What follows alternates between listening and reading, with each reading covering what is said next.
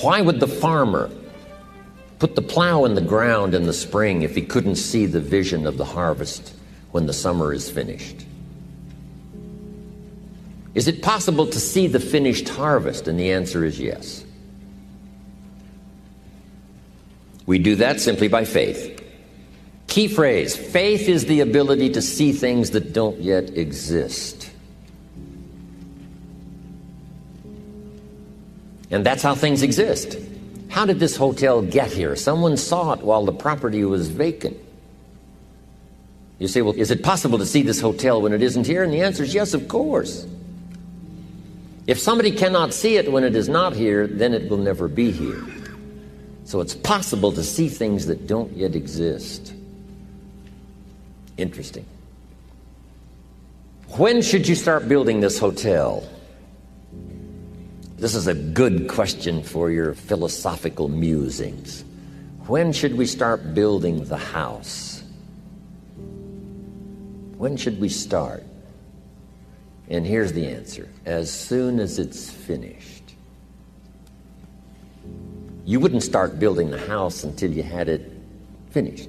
If you just started laying bricks and somebody came around and said, what are you doing? I said, I'm just laying bricks. And said, what are you building? And you said, I have no idea. See, they'll take you away to a safe place.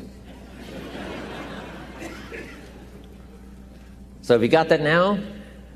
It's possible to finish something before you start. In fact, it would be a bit foolish to start until you had it finished. So human beings have this remarkable ability to finish something and then start it. We've heard the old expression, don't count your chickens until they're hatched. Say, no, we have the ability to count our chickens long before they're hatched. Because we know, we have faith, we believe. We use the law of averages. There's bound to be at least so many. Out of every dozen, out of every 100, out of every 50. So it's possible to see the end and then begin. Start looking into the future of what you would like to accomplish and where you would like to go, the person you would like to be, and see if you can't get a better picture of the finished objective. See yourself there. See yourself in possession of. I was in business with Bob Cummings, the old movie star, for a while. He said, decide what you want and then act as if you already had it. And being an actor, he could give us a few tips on acting. Decide what you want and act as if it was already yours. Now, the reason we can act thinking that it's already ours is because not only can we vision the end results, we can also vision the beginning of making it real. So we don't start till it's finished, but it is possible for human beings to finish something before they start.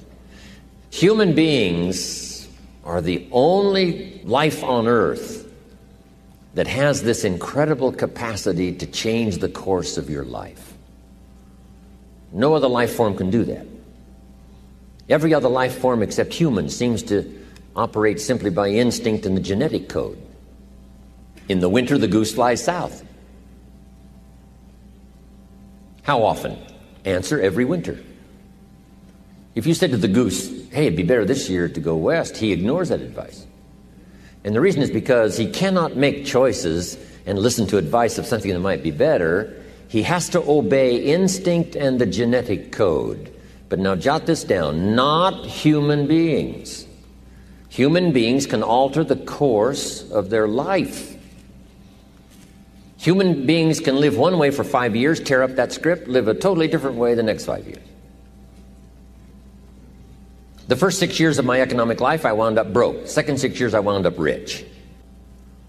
Someone says, how did you do that? Here's number one. I discovered I was not a goose. Someone says, don't you have to do the second 6 years like you did the first 6 years? And jot this down. No. No, you don't have to live the second 6 years like the first 6.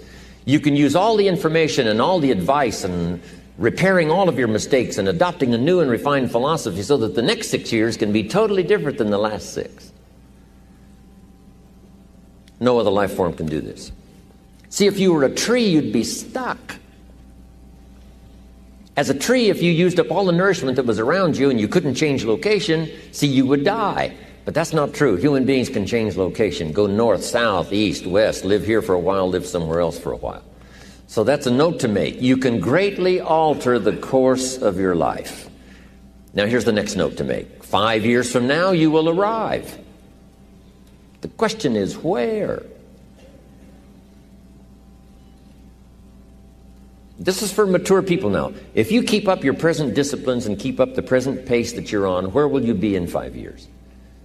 Boy, it's easy to say, hey, I haven't really thought about that. So now make this note. In 5 years, here's the probability. You will either arrive at a well-designed destination or an undesigned destination. Well-designed or undesigned. And I promise you, 5 years from now, you really don't want to arrive at an undesigned destination. Because you may very well wind up wearing what you don't want to wear, driving what you don't want to drive, living where you don't want to live, maybe doing what you don't want to do. Simply because you didn't design a better destination. Key phrase, up front, the decisions are easy. Now, sometimes after we've lived a few years, now to repair our mistakes and get back on track seems like a tough job. If you've messed up your health for 10 years, I'm telling you, it takes more than 10 days to get it back. But here's the key, and it's so exciting to talk to the teenagers. Make the note. If you start early, the fortune belongs to you. If you start early. All fortunes that are available to humans, if you start early, the promise looms large and the odds are heavy in your favor. Now, yes, it's possible to do some radical things starting late and still arrive with some good treasures and some good things. But when you haven't got that much time left, now sometimes the decision has to be so drastic people are not willing to make it, and they're too tired and too weary and too ill. And say, look, I don't have much time left. It's not going to happen for me anyway. It's easy to take that attitude. But everyone here, we've got the time.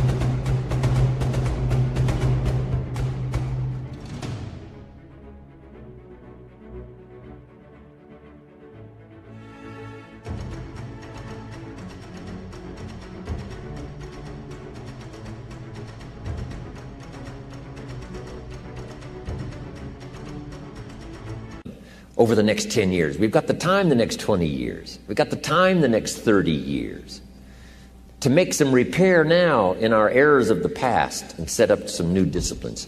And I'm telling you, that's going to change everything. So, 5 years from now, I wish for you to arrive at a well-designed place.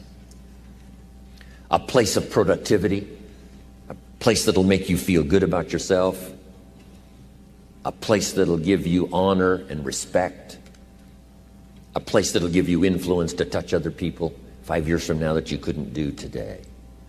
Where will you be in 5 years? Key phrase, we go the direction we face. We go the direction we face. If you start designing something at the end of this direction, sure enough, you will start going the direction you face. And we face the direction we design.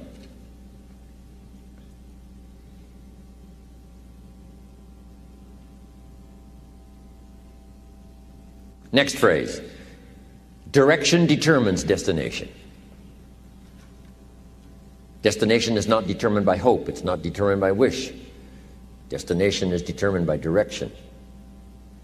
You cannot change destination overnight. You cannot change destination overnight.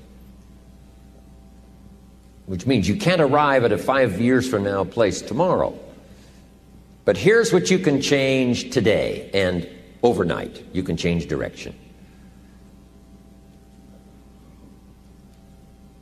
And it is so fascinating what a little small change of direction will do. Let's say that you're here and you're headed this way. And 5 years from now, you'll wind up here. But here's how we individually can arrive at a new destination. Maybe right now by discipline or lack of discipline or direction, you're headed this way. But it wouldn't take much to change direction and head this way. So that in 5 years, you wind up here instead of here. And the difference now of getting off this track and getting on this track is not much. A few decisions in discipline, a few decisions in learning, a few decisions in change of behavior, change of habit, a few decisions in setting goals that you've sort of let drift before. Like I did at age 25, didn't have a list. I immediately started to change that. And I immediately started to change my direction so that very quickly I started heading this direction. In less than 7 years, I was a millionaire. And that was just my economics. And sure enough, when I met my mentor, I was headed this way. And here's where I would have been in 5 or 6 years. Maybe okay. You know, my kids probably wouldn't have been starving. And maybe, you know, we got clothes to wear and a place to live. But the joy of productivity and the joy of becoming valuable to the marketplace and more valuable to my family and valuable to my friends in my inner circle, all of that probably would have escaped me if I would have kept going this way. But I am so thankful for the circumstances and whatever else arranged it for me. Some things are arranged, we don't even know how they've occurred. For you to be here, do you imagine the chain of circumstances that caused you to be able to sit in this auditorium today? It's amazing. This had to happen, and this had to happen, and this door had to close, and this door had to open. And all of those things, for me to be here, for you to be here, I just didn't drop out of the sky, right? And you arrived here from all kinds of directions. Here we are. And so we just say, wow, part of that's a mystery, and we let it be a mystery. We don't even try to figure it out. We just say, wow, it's incredible. But now that we're here, how could we collectively and individually affect each other's lives? It's by doing just what we've done: study, learn, teach, shake hands, trade stories, and do all the stuff. So that we can help other people as well as ourselves to make that small journey to a new direction. So jot that down. It's only a small journey to a new direction. Guess how quickly you can change your health? By starting to eat an apple a day. Mama said an apple a day keeps the doctor away. Let's say you've been ill long enough and you've had health problems long enough, and you say, that's it. That's over. I'm going to now start a program. You don't have to really revolutionize your whole health life. Just start with an apple a day. You say, well, is it that simple to change your health life? And the answer is yes. The key is just to start. You know, you pick up a book on good health, and you get halfway through the book, and it says, now, dear reader, set this book aside, fall down on the floor, and see how many push-ups you can do.